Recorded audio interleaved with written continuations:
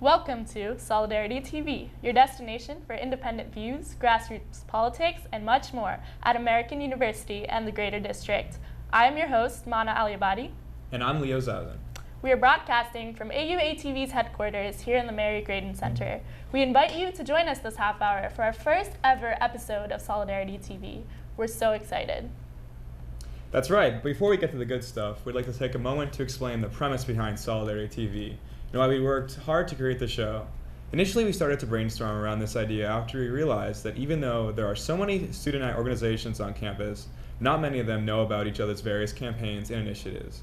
So we chose the term Solidarity because we want to help bridge these gaps of awareness between all student groups so that ultimately we can build a greater and much more organic sense of community at AU. In addition to building campus unity, we also want to bring underrepresented views and issues into the forefront of political discussion. This means going beyond the traditional framework of mainstream politics to talk about community issues and other issues that are rarely reported on. Essentially, our vision for Solidarity TV is to create a platform through which we can promote alternative perspectives and build grassroots networks here at AU, DC, and abroad. And now we kick off the show with our bi-weekly Grassroots News Roundup, in which we'll connect the real issues to what's going on here at campus. So first, we're going to talk about the Quebec student strike. On Friday, September 21st, students in the Quebec province of Canada claimed a victory in their ongoing battle against university tuition hikes. Thousands of students began their strike in February and persisted until September in the longest ever student strike in the region. On the 21st, the newly elected Parti Québécois government announced that the rise in fees would be canceled. Party leader Pauline Marois also abolished Law 78, a severely criticized measure to clamp down on nightly student protest. These demonstrations would turn out as many as 300,000 people, which included discontented Québécois from all sectors of society. These masses marched through the city streets, donning their symbols red patches to show solidarity while banging pots and pans during popularized casserole marches. These unprecedented mass demonstrations were led by Quebec's highly organized student unions. One of these unions, called CLASSE, C-L-A-S-S-E, represents about 100,000 students. While Friday's victory is a valid one, CLASSE has said it will continue to wage a battle until education becomes completely free. Right now, Quebec student tuition stands at $2,168 per year, whereas in other Canadian provinces, students must pay anywhere between $5,000 to $7,000. Here at AU, one-year tuition for a full-time undergraduate student has risen to almost $39,000, and that is not including room and board. Rates are going to continue to increase as the university administration has planned to raise tuition 30% over the course of the next 4 years. Inspired by the Québécois students, a new group formed late last semester is stepping up to challenge the tuition hikes among many other issues. The CAUSE, or the Coalition of AU Students, has been meeting regularly and organizing for a strategy to protect the student body from the university's increasingly profit motive decisions. The concerns include everything from the administration's lack of financial transparency to the lack of student bill of rights.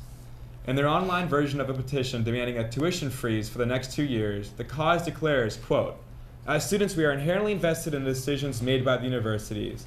These affect not only our daily lives, but also the value of our education. Despite this fact, the vast majority of students have no say at all in these decisions.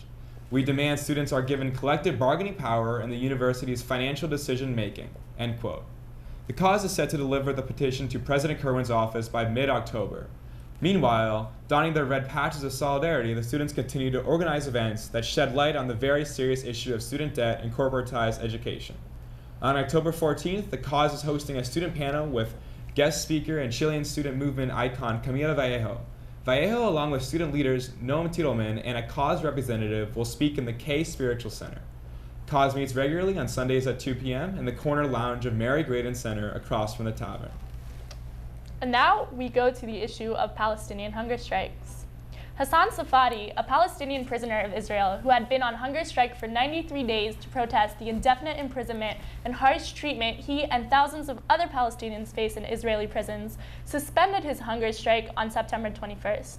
After an appeal on the 20th, an Israeli military judge decided that Safadi would be released on the 29th, which is when his detention order expired. Samar al-Barg, who has been on hunger strike for an astonishing 123 days, has also suspended his strike on the 21st of September, following negotiations with Egypt, who agreed to take him in if Israel decides to release him. However, Israel and Egypt are still coming to an agreement on his deportation, and if no deal is reached, he will resume his historic hunger strike. Although some of the hunger strikers are making progress in their situation, Ayman Sharawna, who has been striking for 92 days, has lost all vision in his left eye, 80% of the vision in his right, and has lost all feeling in his right leg due to the hunger strike. After Israeli authorities refused to release him on September 16th, he forewent drinking water for 5 days. Although he did not want to, he started drinking water again on the 5th day because of his rapidly deteriorating health. Not only is Ayman losing his vision, but he has also begun to suffer from partial memory loss, severe kidney damage, and back pain. While having individual releases of hunger strikers is a step in the right direction, it does not solve the problem of thousands of Palestinians being held indefinitely under administrative detention in Israel. Many don't know what they are being charged with, nor do they have any legitimate charges against them. 7 AU students from the group Students for Justice in Palestine went on a solidarity hunger strike earlier this semester in support of the hunger strikers. The longest strikers lasted 7 days, so you can imagine how hard 123 days of hunger strike is. One of the strikers, Senior Damien Fontanes, and his fellow SJP comrade Steve Demarest will be on later in the show to talk about their organization.